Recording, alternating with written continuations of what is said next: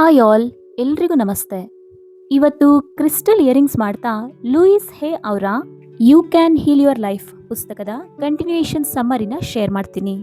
Author Hay ಅವರು ಹೇಳ್ತಾರೆ, ನಮ್ಮ ಅನಾರೋಗ್ಯದ ಮೂಲವು ನಮ್ಮ ಆಲೋಚನೆಗಳಲ್ಲಿ ಅಡಗಿದ್ದರೆ ಅಂತಹ ಆಲೋಚನೆಗಳು ಅಥವಾ ಥಾಟ್ ಪ್ಯಾಟರ್ನ್ಸ್ ಅನ್ನ ಚೇಂಜ್ ಮಾಡೋ ಮೂಲಕ ನಮ್ಮ ಜೀವನವನ್ನ ಪಾಸಿಟಿವ್ ಆಗಿ ಟ್ರಾನ್ಸ್ಫಾರ್ಮ್ ಮಾಡ್ಕೋಬಹುದು ಅಂತ.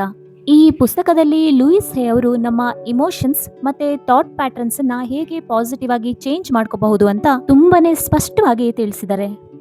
ಅವ್ರು ಹೇಳ್ತಾರೆ, ನಾವು ಯೋಚನೆ ಮಾಡೋ ಮತ್ತೆ ಮಾತಾಡೋ ರೀತಿನೇ ನಮ್ಮ ದೇಹಕ್ಕೆ ಆರೋಗ್ಯ ಅಥವಾ ಅನಾರೋಗ್ಯವನ್ನ ಡಿಸೈಡ್ ಮಾಡುತ್ತೆ ಅಂತ. ಅದರಲ್ಲೂ ಕೋಪ, ಕ್ರಿಟಿಸೈಸ್, ಅಪರಾಧದ ಮನೋಭಾವ ಮತ್ತು ಭಯ, ಇಂತಹ ಥಾಟ್ ಪ್ಯಾಟರ್ನ್ಸ್ ಅಥವಾ ಆಲೋಚನೆಗಳು ನಾವು ಕಾಯಿಲೆ ಎಂದು ಕರೆಯುವ ಸ್ಥಿತಿಗೆ ನಮ್ಮನ್ನ ತಲುಪಿಸ್ಬಿಡತ್ತೆ.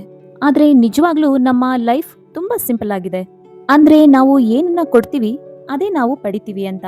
What we give is what we get ಅಷ್ಟೇ. ನಮ್ಮ ಪಾಸ್ಟ್ ಅಥವಾ ಭೂತಕಾಲ ನಮ್ಮ ಮೇಲೆ ಯಾವುದೇ ಕಂಟ್ರೋಲ್ ಹೊಂದಿರಲ್ಲ.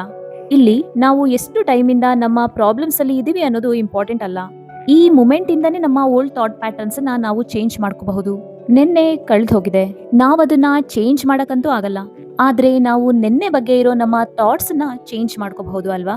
ಸೊ ಈ ಕೋಪ, ಸಿಟ್ಟು, ಬೇಜಾರು ಎಲ್ಲ ನಾವು ವಿಷ ತಗೊಂಡು ಇನ್ನೊಬ್ರು ಸಾಯ್ಲಿ ಅಂತ ಎಕ್ಸ್ಪೆಕ್ಟ್ ಮಾಡ್ತಾ ಇರೋದು ಅಂತ. ಇದರ ಕಂಪ್ಲೀಟ್ ವಿಡಿಯೋನ ನನ್ನ ಯೂಟ್ಯೂಬ್ ಚಾನೆಲ್ ಮೈತ್ರಿಯ ಕ್ರಾಫ್ಟ್ ಡೈರಿಯಲ್ಲಿ ಅಪ್ಲೋಡ್ ಮಾಡಿದ್ದೀನಿ. ಪ್ಲೀಸ್ ಚೆಕ್ ಮಾಡ್ಕೊಳ್ಳಿ.